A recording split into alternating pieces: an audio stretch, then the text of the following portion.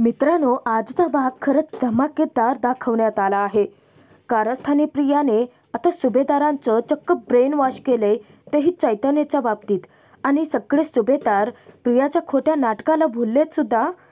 प्रियाने चैतन्याला खूप मोठी अट घातली आहे आणि अर्जुनच्या लग्नमंडपात हजर राहायचं नाही असं देखील सांगितलंय.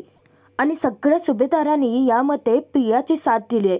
परंतु सायली सज्ज आहे प्रियाला जन्माची अत्तल घडवायला. आणि अर्जुनने मन मोकळं करत अद्वैतला त्याचं प्रेम फक्त सायलीवर आहे हे सांगितल्यानंतर अद्वैत कलांनी प्रियाला अर्जुन सायलीच्या आयुष्यातून दूर करण्यासाठी जबरदस्त सापळा रचलाय. आणि चैतन्य आता वधूपक्षामध्ये सामील झालाय, म्हणजेच सायलीच्या बाजूने. आता प्रियाच्या मेहंदीची वाट नक्की कशी लागते आणि अर्जुनच्या नावाची मेहंदी सायलीच्याच हातावरती कशी चढते ते पाहणं तितकंच मनोरंजक ठरणार आहे. त्यामुळे हा व्हिडिओ शेवटपर्यंत नक्की पहा. ठरलं तर मग मालिकेच्या आजच्या 1 फेब्रुवारीच्या भागात सायली सुभेदारांच्या घरी गेली होती. ही गोष्ट कुसुमताईला अजिबातच आवडत नाही. सायलीवरती ती नाराज होते. तिला म्हणते, आपल्याला आधीच माहिती होतं सुभेदार तुला काही घरात घेणार नाहीत, तू उगाचच गेली तिथे. तेव्हा सायली म्हणते, मला वाटलं होतं कोणी नाही तरी आई माझी बाजू नक्कीच समजून घेतील, कारण त्याचं माझ्यावरती खूप प्रेम आहे. तेव्हा कुसुमताई सायलीला समजावते की ज्याचं प्रेम टोकाचं असतं ना, त्याचा रागही तितकाच टोकाचा असतो. कुसुमताई सायलीला विचारते की मग आता पुढे काय करणार आहेस. तेव्हा सायली म्हणते की खरं तर या सगळ्या गोष्टी समोरासमोर भेटून मला यांच्याशीच बोलायच्या होत्या, परंतु आता मला फोन करावाच लागेल. कुसुमचा फोन घेऊन सायली अर्जुनला फोन लावते, परंतु अर्जुनचा फोन हा वेगळीकडेच असतो आणि अर्जुन एकटक स्वतःला सायलीमध्ये हरवून बसलेला असतो. सायलीसोबतच्या घालवलेल्या प्रत्येक आठवणी त्याला आठवतात. ज्यावेळेस गुंडांनी अर्जुनवरती हल्ला केला होता तेव्हा सायलीने मधुभाऊंच्या विरोधात जाऊन अर्जुनला घरात आणलं होतं. आणि फक्त एवढंच नाही तर त्याच्या दुःखावरती प्रेमाने फुंकरही मारली होती. सायलीच्या आठवणींमध्ये व्याकुळ होत तो रडतही असतो आणि तितकाच स्वतःलाही त्रास करवून घेतो.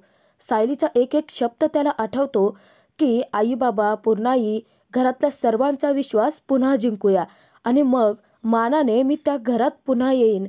सायलीचा सतत अर्जुनला कॉल येतं, परंतु अर्जुनचं त्याकडे लक्षच नसतं.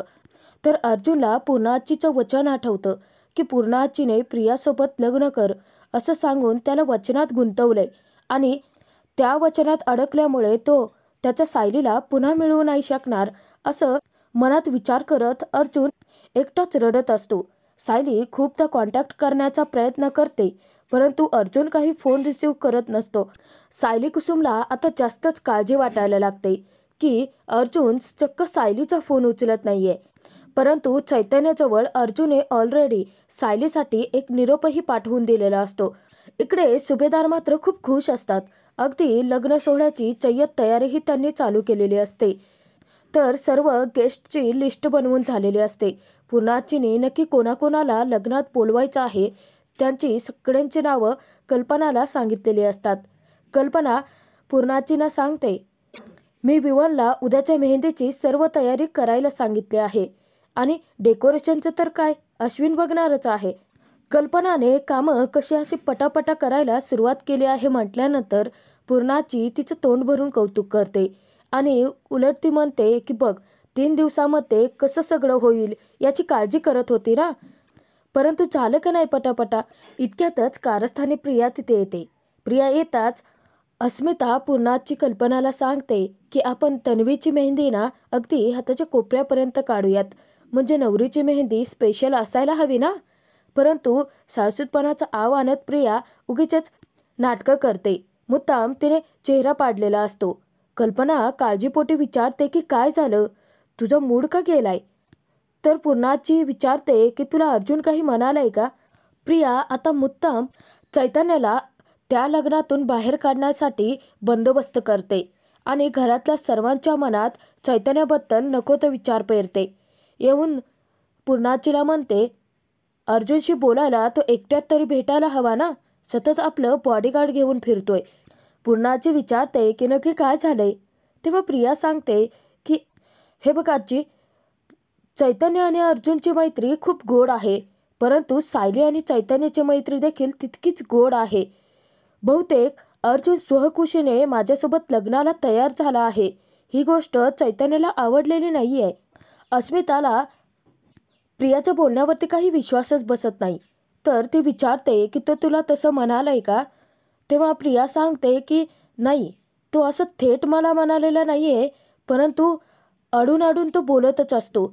कसं आहे ना, आपल्या नकळत तो अर्जुनला हेच सांगत राहतो की कसं सायली त्याच्यासाठीच योग्य आहे. कल्पनाला मोठा धक्काच बसतो आणि कल्पनाचा देखील काही विश्वास बसत नाही. तिला ही खात्री वाटते की चैतन्य असं नाही करणार, परंतु चैतन्याला अर्जुनपासून दूर करण्यासाठी, त्या लग्नातून बाहेर काढण्यासाठी प्रियाचा हा एक ट्रॅप असतो आणि सगळ्यांचे कान भरून चैतन्याला तिला सगळ्यांपासून दूर करायचं असतं. कारस्थानी प्रिया तिथे आता सुभेदारांच्या घरातच आग लावते आणि चैतन्याबद्दल सर्वांच्या मनातच विष पेरते. तर प्रिया म्हणते अर्जुनला ना त्याचा मागचा भूतकाळ सगळा विसरायचा आहे. तो एकटा एकटा राहतो आणि सतत स्वतःला त्रास करून घेतो, परंतु चैतन्य त्याला त्याचा भूतकाळ विसरूच देत नाहीये. सतत तो सायलीचा विषय काढतो. तेव्हा पूर्णाजीला देखील धक्का बसतो. ती म्हणते की नाही नाही, जर असं असेल ना तर चैतन्य खरंच चुकतोय. तेव्हा प्रिया म्हणते की आजी, फक्त एवढंच नाहीये, तर मला तर आत्ता असं वाटतंय की चैतन्य सायली अर्जुनच्या भेटीही घडवून आणत असेल. अस्मिता म्हणते की काय? अगं मग हे सगळं चुकीचंच आहे. हे जर असंच घडत राहिलं ना तर अर्जुन कधीच सायलीला विसरू शकणार नाहीये. तर पूर्णाची खूपच चिडते आणि ते म्हणते की नाही, हे जर असं असेल ना तर मी वेळी चैतन्याला चांगलंच खडसावते. तर प्रिया आता बोलण्याच्या ओघामध्ये चैतन्याबद्दल वाईट साईड बोलणार. सर्वच जण तिच्याकडे पाहत असतात. तर प्रिया स्वतःला थांबवते आणि अगदी दबक्या आवाजामध्ये नाटकं करत पूर्णाची कल्पनाला म्हणते की माझ्या आणि अर्जुनच्या लग्नामध्ये चैतन्याला आपण थोडं दूरच ठेवलं पाहिजे. तेव्हा सुभेदारांना मोठा धक्काच बसतो. तर पूर्णाची म्हणते की असं कसं तन्वी, हे असं नाही करू शकत आपण. तर पूर्णाचीला प्रिया म्हणते की पूर्णाची, मला कळतंय की चैतन्य या घरचा मुलगाच आहे आणि अर्जुनचं तर त्याच्याशिवाय पानही हलत नाही. प्रियाचा प्लॅन आता चांगलाच फत्ते झालेला असतो. तर प्रिया सगळ्यांना म्हणते आणि आमच्या लग्नामध्ये जर अचानकपणे चैतन्य सायलीला घेऊन आला तर? तेव्हा धक्क्याने कल्पना म्हणते की नाही ग, तू असं नाही वागायचा. परंतु जर खरंच चैतन्याने आणलं तर? आणि सायली जर अचानकपणे अर्जुन प्रियाच्या होणाऱ्या लग्नामध्ये आली तर काय होईल? असं तिथे त्या तिघेही विचार करतात आणि थोड्याशा घाबरतातच. प्रियाला जे हवंय ते गोड गोड बोलून तिने तर काम फत्ते करून घेतलेलं असतं, परंतु मूर्ख सुभेदार मात्र तिच्या या नाटकाला फसतातच. आणि कल्पना पुन्हा म्हणते की काय आहे ना, नंतर पश्चाताप करण्यापेक्षा आत्ताच मन घट्ट करून आपण हा निर्णय घेतलेला बराच आहे. आता प्रिया, जो चैतन्य सायली अर्जुनचा साथीदार आहे, त्यांना एक करण्यासाठी तो काहीही करू शकतो याची भीती तिच्या मनात असते. चैतन्याला जरी प्रियाने बाजूला करायचं ठरवलं तरी देखील प्रियाचा प्लॅन काही फत्ते होणार नसतो, कारण कला अद्वैत ऑलरेडी सायलीच्या मदतीला धावून आलेले असतात. पूर्णाची कल्पनाला म्हणते की डायरेक्ट चैतन्याला लग्नालाच येऊ नको असं कसं सांगायचं, मला तर नाही जमणार. पूर्णाची हात काढता घेते. तर प्रिया लगेच म्हणते की मी सांगेन ना. प्रिया पुढे बोलते की नाही म्हणजे पूर्णाची, अगं हे लग्न निर्विघ्नपणे जर पार पाडायचं असेल तर आपल्याला हे करावं तर लागणारच आहे ना. या प्रियाच्या गोडगोड बोलण्याला भुलून तिथे पूर्णाची प्रियाला परवानगीही देते. प्रिया अजून सुभेदारांची सूनही झालेली नाहीये आणि त्यांची सोबत असलेली एक एक माणसं तिने आता तोडायलाच सुरुवात केलेली असते. सगळ्यात महत्त्वाचं म्हणजे चैतन्याला ती अर्जुनपासून मुद्दाम दूर करण्याचा प्रयत्न करते. इकडे सायली सतत अर्जुनशी कॉन्टॅक्ट करण्याचा प्रयत्न करते, परंतु काही केल्या अर्जुन फोनच उचलत नसतो. तर इतक्यातच अर्जुनचा निरोप घेऊन चैतन्य कुसुमच्या घरी पोहोचतो देखील. ज्यावेळेस चैतन्य दारातून सायलीला हाक मारतो, सायली खूप खुश होते आणि चैतन्याला घरात यायला सांगते. चैतन्य आतमध्ये तर येतो, परंतु सायलीला वाटतं की त्याच्या पाठोपाठ त्याच्यासोबत अर्जुनही आला असावा. सायली अगदी बाहेर धावत जाते आणि पाहते तर तिला अर्जुन कुठेही दिसत नाही. सायली परत येते आणि विचारते की चैतन्य भाऊजी, तुम्ही एकटेच आलात, हे आलेले नाही आहे का?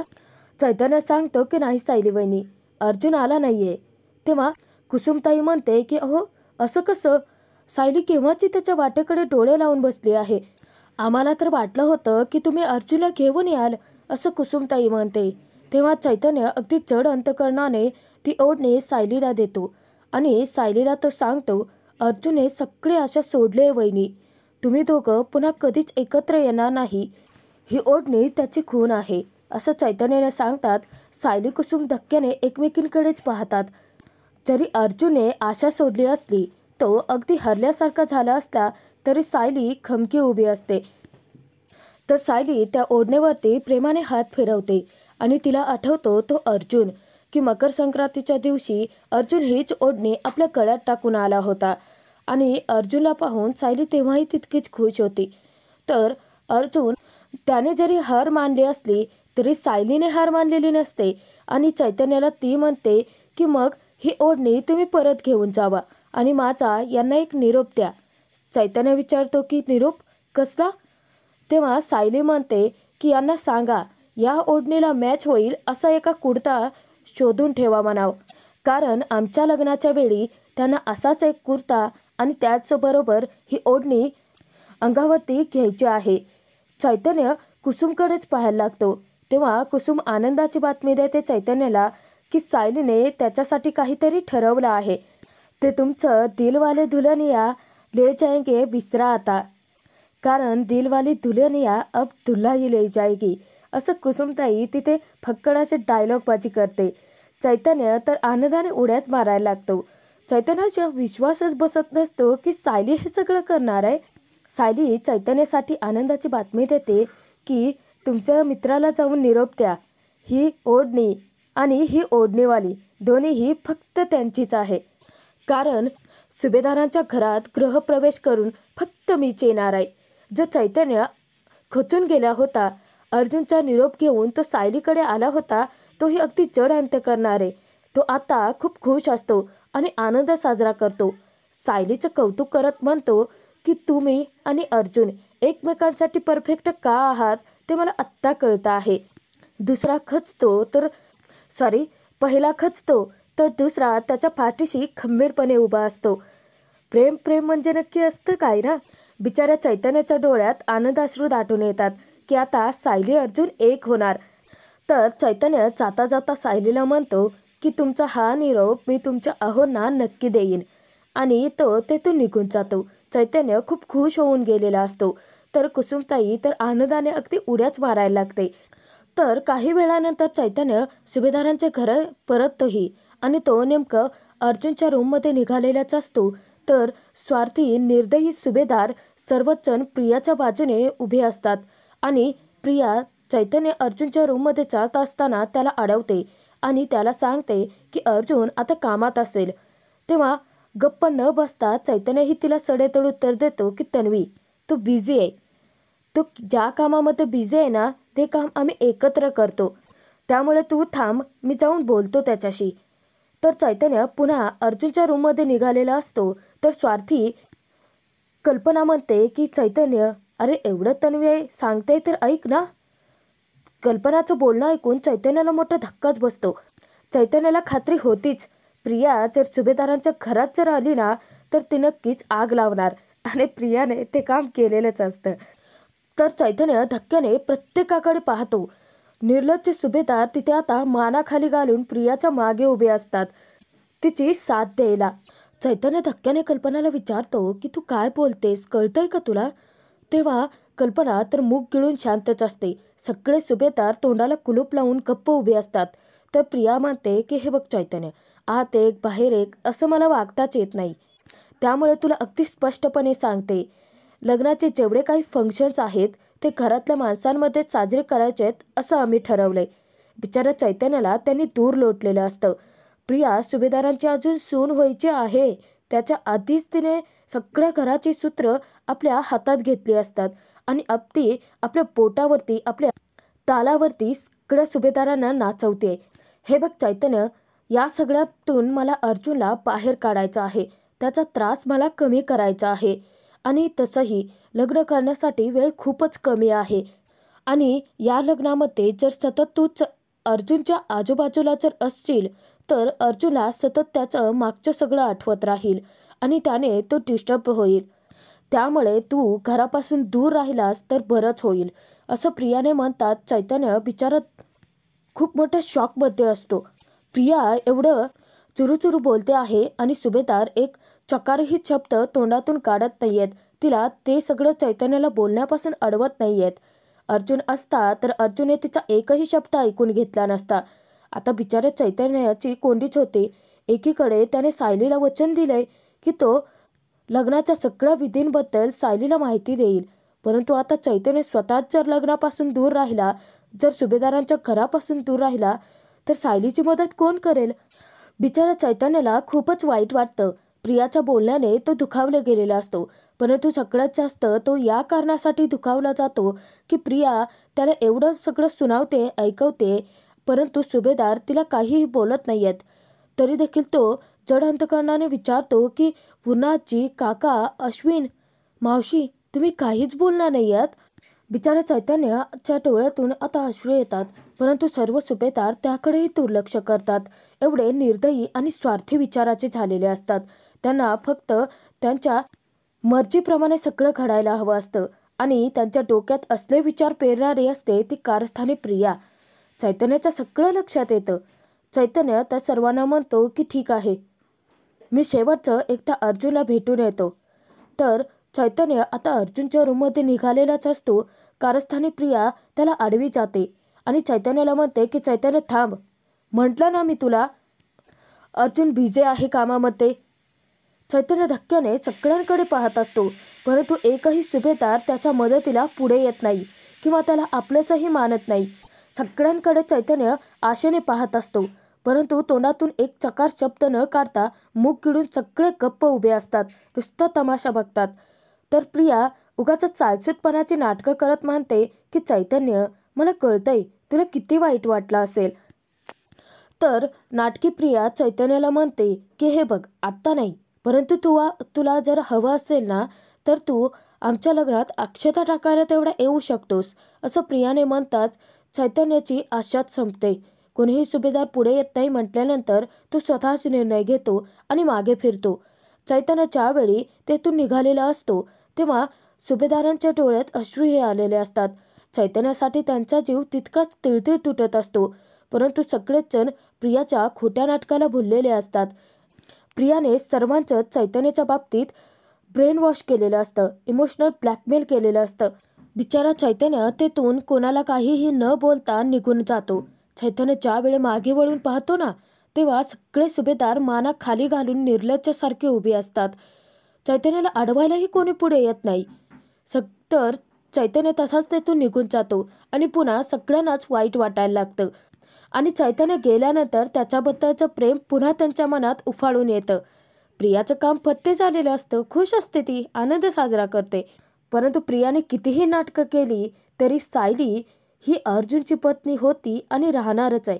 कारस्थानी प्रियाने सर्वांचं ब्रेन वॉश करून चैतन्याला तर सुभेदारांच्या घरापासून तोडलेलंच असतं.